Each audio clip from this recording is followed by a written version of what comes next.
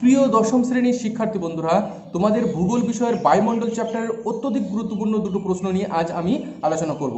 1 নম্বর প্রশ্ন হলো ওজোন গ্যাসের গুরুত্ব এবং তার ধ্বংসের কারণ, আর 2 নম্বর প্রশ্ন হলো বায়ুমণ্ডলের উষ্ণতা তারতম্যের কারণ। অর্থাৎ পৃথিবীর বিভিন্ন স্থানে বায়ুমণ্ডলের উষ্ণতা কিন্তু বিভিন্ন রকম হয়, তার কারণ কি, অর্থাৎ বায়ুমণ্ডলের উষ্ণতা তারতম্যের কারণ।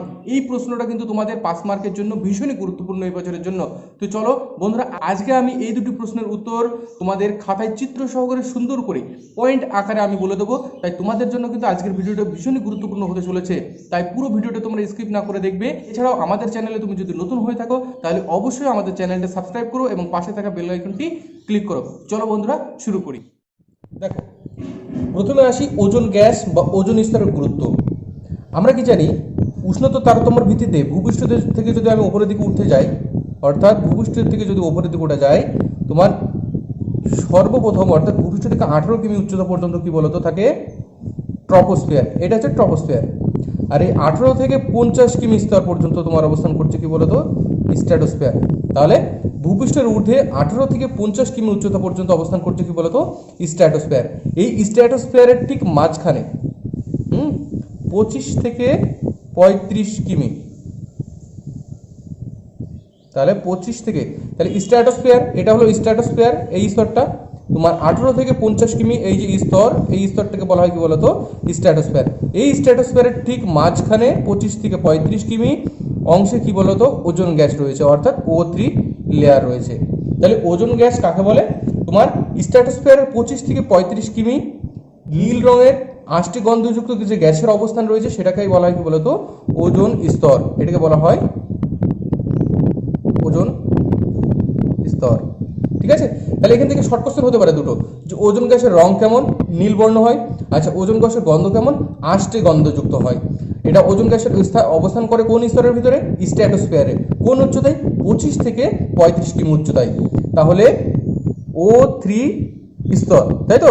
তাহলে এখানে কি বলতো এই O3 স্তরটা সৃষ্টি হয়েছে অণু দ্বারা। তাহলে 2টি অক্সিজেন পরমাণু ও 1টি অক্সিজেন অণু দ্বারা সমান সমান O3। তো এখন ঘটনা হচ্ছে এই O3 বা ওজোন স্তর স্ট্র্যাটোস্ফিয়ারে থাকার জন্য কিন্তু কি বলতো তোমার এই স্তরের উষ্ণতা কিন্তু স্ট্র্যাটোস্ফিয়ারের উষ্ণতা বেশি, কারণ এ কি করে সূর্য থেকে আগত ইউভি রশ্মি কি করে শোষণ করে। যেহেতু সূর্যের একটা রশ্মি শোষণ করে নেয় এই ওজোন গ্যাস, সেই জন্য কিন্তু স্ট্র্যাটোস্ফিয়ারের উষ্ণতা কিন্তু বেশি।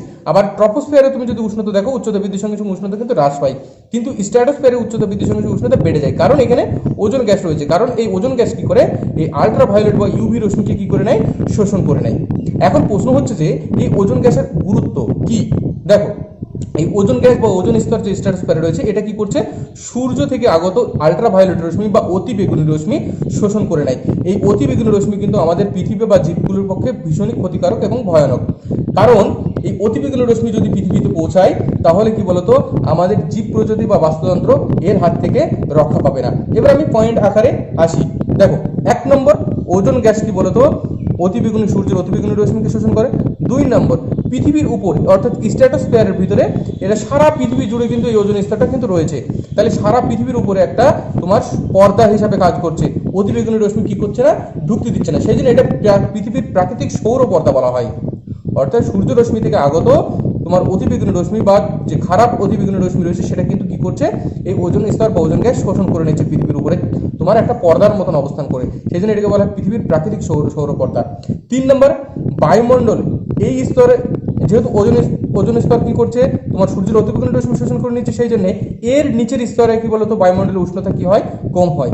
কারণ যেহেতু একটা সূর্যের রশ্মি শোষণ করে নিচ্ছে, তাই নিচের স্তরের উষ্ণতা কি বলতো কম হয়। তাহলে 1 নম্বর আমরা কি দেখলাম, যে সূর্যের অতিবেগুনি রশ্মি শোষণ করে। 2 নম্বর পৃথিবীর প্রাকৃতিক সৌর পর্দা হিসেবে কাজ করে। 3 নম্বর কি করছে এই স্তর অবস্থানের জন্য তোমার পৃথিবীর নিচের স্তরে বা নিচের অংশে কি বলতো উষ্ণতা কম হয়। 4 নম্বর এই অতিবেগুনি রশ্মি কি করছে, শোষণ করছে। এই অতিবেগুনি রশ্মি শোষণ করার ফলে কি বলতো মানুষ, মানে এই যে সূর্যের অতিবেগুনি রশ্মি যদি ওজোন স্তর না থাকতো তাহলে অতিবেগুনি রশ্মি পৃথিবীতে প্রবেশ করতো, তাহলে পৃথিবীতে প্রবেশ করলে পৃথিবীর মানুষের বিভিন্ন ধরনের চর্মরোগ বা ত্বকের বিভিন্ন ধরনের ডিজিজ তৈরি হতো। ঠিক আছে, এছাড়াও তোমার বাস্তুতন্ত্র ধ্বংস হতো। ঠিক আছে, ক্ষুদ্রাতি ক্ষুদ্রাতি অনেক প্রাণী আছে বা উদ্ভিদ আছে, সেগুলো কিন্তু এই অতিবেগুনি রশ্মির প্রভাবে মারা যেত। ঠিক আছে, তারপরে বায়ুমণ্ডলে ওই ওজোন স্তর থাকার জন্যই কিন্তু বিভিন্ন রোগের হাত থেকে মানব জাতি কি বলতো রক্ষা পাচ্ছে। তাহলে এইগুলো হলো ওজোন স্তর বা ওজোন গ্যাসের গুরুত্ব। ঠিক আছে, এবার আসি এই ওজোন স্তর বা ওজোন গ্যাস কেন ধ্বংস হচ্ছে। আমরা কি জানি বলতো, ওজোন গ্যাস নিজে থেকে তৈরি হয় আবার নিজে থেকে ধ্বংস হয়। দেখো কিভাবে তৈরি হচ্ছে, তাহলে দুটি অক্সিজেন পরমাণু যোগ একটি অক্সিজেন অণু সমান সমান O3। এই O3 সঙ্গে বা ওজোন গ্যাসের সঙ্গে আবার কি হবে, একটি অক্সিজেন অণু যুক্ত হবে, তাহলে আবার এটা কিন্তু দুটো অংশে বিভক্ত হয়ে যাবে। ঠিক আছে, দুটো অক্সিজেন পরমাণুতে সৃষ্টি হবে, আবার এর সঙ্গে যখন একটি অক্সিজেন অণু যুক্ত হবে তখন সেটা আবার O3-তে পরিণত হবে। তাহলে কি বলতো, এটা কিন্তু অটোমেটিক্যালি সৃষ্টি হয়। অর্থাৎ আমরা কি দেখলাম, ওজোন গ্যাসটা নিজে থেকে সৃষ্টি হচ্ছে। আবার একবার দেখে নাও, O2 সমান সমান O1 সমান সমান O3, O3-র সঙ্গে আবার O1 যুক্ত হয় তাহলে O2, তারপর আবার O2, দুটো O2 সৃষ্টি হবে। এই O2-র সঙ্গে আবার যদি O1 যুক্ত হয় তাহলে O3 সৃষ্টি হলো, আবার এর সঙ্গে O1 যুক্ত হলে কি হবে, O3 সৃষ্টি হবে। তাহলে এর সঙ্গে আবার O1 যুক্ত হলে কিন্তু দুটো O2-র সৃষ্টি হবে। তাহলে এইভাবে কি বলতো, সৃষ্টি ধ্বংস প্রক্রিয়া ওজোন গ্যাস নিজে থেকে সৃষ্টি হয়। অর্থাৎ ওজোন গ্যাস নিজে থেকে সৃষ্টি হচ্ছে, আবার নিজে থেকে কিন্তু ধ্বংস হচ্ছে। কিন্তু এই অনুপাতটা এতদিন পর্যন্ত কি বলতো, এই ওজোন সৃষ্টি এবং ধ্বংসের অনুপাতটা সমান ছিল, কিন্তু বর্তমানে সৃষ্টির থেকে কিন্তু ধ্বংসের পরিমাণটা কি বলতো বেশি হচ্ছে, যার ফলে কিন্তু এই ওজোন স্তর ধীরে ধীরে ক্ষয়ে যাচ্ছে বা ওজোন স্তরের বিভিন্ন স্থানে কি বলতো গর্ত বা গহ্বরের সৃষ্টি হচ্ছে। তাই এই ওজোন ধ্বংসের কারণ, এক নম্বর কারণ কি বলতো, প্রাকৃতিক উপায়। কারণ প্রাকৃতিক উপায়ে ওজোন স্তর কি হলো, আমি এই ক্যালকুলেশনের মাধ্যমে দেখলাম প্রাকৃতিক উপায়ে ওজোন গ্যাস ধ্বংস হয় আবার সৃষ্টি হয়।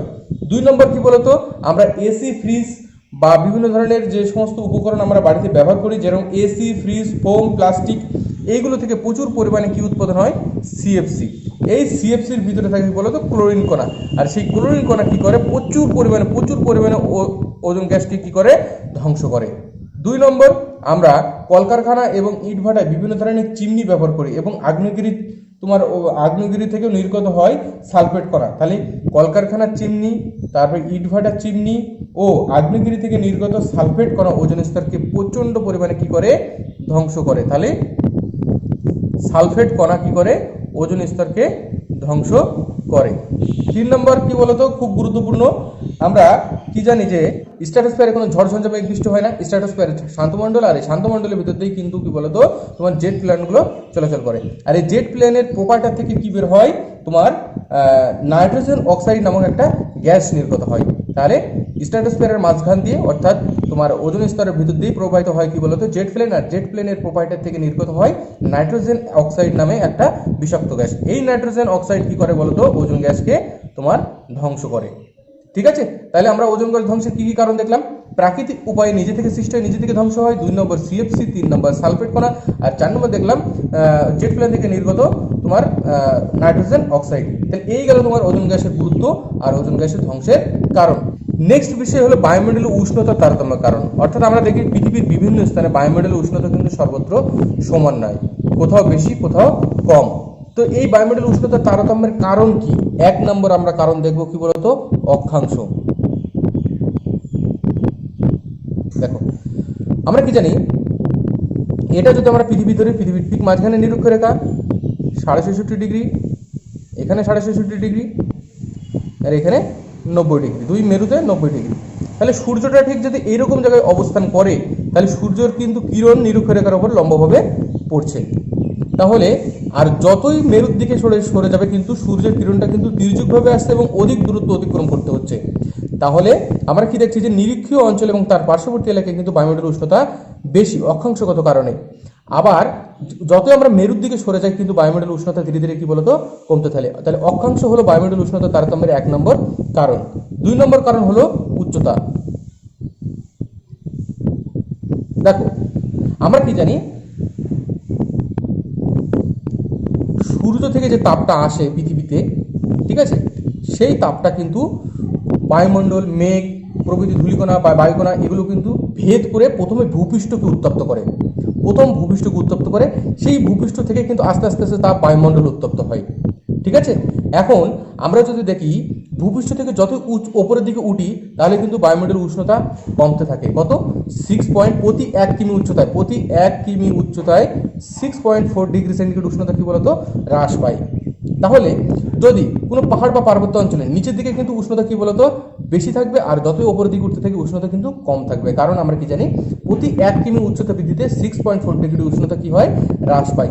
আর সূর্যের আলো যখন তোমার সূর্যের এই রশ্মি বা উত্তাপ যখন বায়ুমণ্ডলের ভিতর দিয়ে প্রবাহিত হয়, তখন বায়ুমণ্ডলকে কিন্তু সরাসরি উত্তপ্ত করে না, আগে প্রথমে ভূপৃষ্ঠ উত্তপ্ত হয়, তারপরে ভূপৃষ্ঠ থেকে আস্তে আস্তে ওপরের দিকে বায়ুমণ্ডল উত্তপ্ত হয়। তো যেহেতু পৃথিবীর উচ্চতা সব জায়গায় সমান নয়, কোথাও সমতল ভূমি, কোথাও মালভূমি, কোথাও পার্বত্য অঞ্চল, সেই জন্যে যেখানে উচ্চতা বেশি সেখানে কিন্তু বায়ুমণ্ডলের উষ্ণতা কম, যেখানে উচ্চতা কম ভূপৃষ্ঠের সেখানে কিন্তু বায়ুমণ্ডলের উষ্ণতা স্বাভাবিকভাবেই বেশি। তাহলে 2 নম্বর বায়ুমণ্ডল উষ্ণতার তারতম্যের কারণ হলো কি বলতো, উচ্চতা। 3 নম্বর কারণ আসছি আমি, স্থলভাগ ও জলভাগের বন্টন।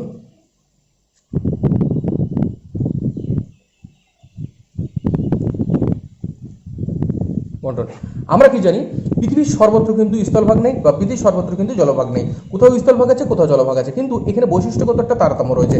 দেখো, সূর্যের আলো দ্বারা বা সূর্যের যে ক্ষুদ্রকণা রশ্মি পৃথিবীতে পৌঁছায়, সেই সূর্যের সেই রশ্মি দ্বারা কিন্তু স্থলভাগ দিনের বেলা দ্রুত উত্তপ্ত হয়, আবার রাত্রের বেলা দ্রুত শীতল হয়। অর্থাৎ এখানে কিন্তু চরম ভাবাপন্ন উষ্ণতা দেখা যায়। আবার জলভাগ কি হয় বলতো, ধীরে ধীরে উত্তপ্ত হয়, আবার ধীরে ধীরে কি বলতো, শীতল হয়, যার ফলে কিন্তু এখানে সমভাবাপন্ন আবহাওয়া দেখা যায়। তাহলে কোনো একটা স্থান যদি স্থলভাগ থাকে, সেই স্থলভাগের উপরে যে বায়ুমণ্ডল থাকে সেটা কিন্তু দিনের বেলায় দ্রুত উত্তপ্ত হবে, আবার রাত্রের বেলা দ্রুত শীতল হবে। কিন্তু জলভাগের নিকটবর্তী যে তোমার বায়ুমণ্ডল থাকবে সেখানে কিন্তু বায়ুমণ্ডলের উষ্ণতা খুব বেশি থাকবে না, কম থাকবে না। তাহলে পৃথিবীতে বিভিন্ন স্তরে জলভাগ ও স্থলভাগের এই বন্টনগত যে তারতম্য রয়েছে, তার জন্য কিন্তু বায়ুমণ্ডলের উষ্ণতার তারতম্য হয়। নেক্সট পয়েন্ট হলো 4 নম্বর, বায়ু প্রবাহ। দেখো, আমরা জানি সমুদ্র স্রোত 2 প্রকার, একটা শীতল স্রোত আর একটা হলো উষ্ণ স্রোত। তাহলে যেখানে যে অঞ্চলের উপর দিয়ে, যে অঞ্চলের পাশ দিয়ে তোমার শীতল স্রোত প্রবাহিত হবে, সেখান থেকে কিন্তু শীতল বায়ু প্রবাহিত হবে, এটা ন্যাচারালি ব্যাপার। ঠিক আছে, তাহলে সমুদ্র বায়ু বা শীতল বায়ু যেখান থেকে প্রবাহিত হয় সেখানকার বায়ুর উষ্ণতা কম থাকে, আর যেখানে উষ্ণ বায়ু প্রবাহিত হয়, অর্থাৎ সেখানে যদি উষ্ণ স্রোত প্রবাহিত হয় সমুদ্র উপকূল দিয়ে, তাহলে কিন্তু সেখানকার বায়ু কি বলতো, উষ্ণ প্রকৃতির হবে। বায়ু প্রবাহ কিন্তু কি বলতো আমাদের বায়ুমণ্ডল উষ্ণতা তারতম্যের আর একটা কারণ। 5 নম্বর পয়েন্ট হলো স্বাভাবিক উদ্ভিদ। দেখো, যেখানে তোমার বনভূমির পরিমাণ বেশি থাকবে সেখানে কিন্তু সূর্যের আলো ভেদ করে কিন্তু আমাদের ভূপৃষ্ঠ পর্যন্ত সূর্যের আলো পৌঁছাতে পারবে না, ফলে সেখানে কিন্তু দিনের বেলায় কি বলতো, উষ্ণতা কম থাকবে। আবার দিনের বেলায় যে উষ্ণতাটা হবে, সেই উষ্ণতাটা আবার রাত্রের বেলা যখন মহাকাশে ফিরে যায় বৃহৎ তরঙ্গ রূপে, সেটা কিন্তু এই স্বাভাবিক উদ্ভিদ বা বনভূমি কিন্তু বাধাপ্রাপ্ত হবে। ঠিক আছে, তাহলে যেখানে বনভূমির পরিমাণ বেশি থাকবে সেখানে দিনের বেলায় কি বলতো, বায়ুমণ্ডল উষ্ণতা কম থাকে। ঠিক আছে, যেহেতু উদ্ভিদের পাতা এবং বিভিন্ন ধরনের গাছপালা ভেদ করে সূর্যের আলোটা বনভূমির ভিতরে বেশি প্রবেশ করতে পারে না, আবার রাত্রের বেলা কিন্তু উষ্ণতাটা বেশি হবে, কারণ সেই দিনের বেলার গরমটা কিন্তু রাত্রের বেলা অতি সহজে কিন্তু বৃহৎ তরঙ্গ রূপে মহাকাশে ফেরত যেতে পারে না, ফলে কিন্তু রাত্রের উষ্ণতার পরিমাণটা বেশি হবে। অর্থাৎ এছাড়াও তোমার কি বলতো, যেখানে স্বাভাবিক উদ্ভিদটা বেশি পরিমাণে থাকে সেখানে কিন্তু বৃষ্টিপাতের পরিমাণটাও কিন্তু বেশি হয়। তাহলে স্বাভাবিক উদ্ভিদ বা বনভূমি কিন্তু আমাদের বায়ুমণ্ডল উষ্ণতা তারতম্যের অন্যতম কারণ। তো যাই হোক, এই হলো তোমাদের কি বলতো অত্যধিক গুরুত্বপূর্ণ 2টি প্রশ্ন এবং তার উত্তর। এছাড়াও এই ওজোন গ্যাসের গুরুত্ব, ধ্বংস এবং বায়ুমণ্ডল উষ্ণতা তারতম্যের কারণ থেকে যদি তোমাদের কোনো কনফিউশন থাকে, তাহলে আমাকে অবশ্যই কমেন্ট সেকশনে জানিও, আমি তার উত্তর তোমাদের দিয়ে দেবো। তো চলো বন্ধুরা, আজ এই পর্যন্ত, সকলে ভালো থেকো।